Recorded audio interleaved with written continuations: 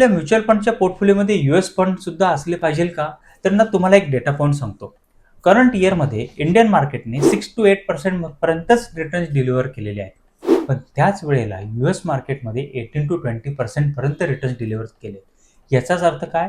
तर 10 to 12% returns US मार्केटने current इयरला जास्त डिलिव्हर केले. आपण डायव्हर्सिफिकेशन पॉईंट ऑफ व्ह्यू काय विचार करतो, की आपण आपल्याच इंडियाच्या मिड कॅप, स्मॉल कॅप आणि लार्ज कॅप कंपन्यांमध्ये इन्व्हेस्टमेंट करतो.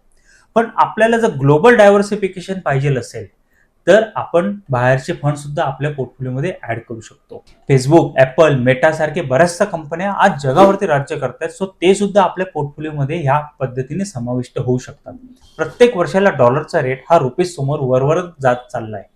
त्याच्याचमुळे ह्या करन्सीच्या डिफरन्समुळे सुद्धा आपल्याला रिटर्न्स हे जास्त जनरेट होऊ शकतात. सो तुम्हाला देखील असाच वेल डायव्हर्सिफाईड पोर्टफोलिओ बनवायचा असेल, तुमच्या रिस्क ॲपेटाईट नुसार पोर्टफोलिओ बनवायचा असेल, तर तुम्ही मला दिलेल्या नंबरवरती संपर्क करू शकता. थँक्यू.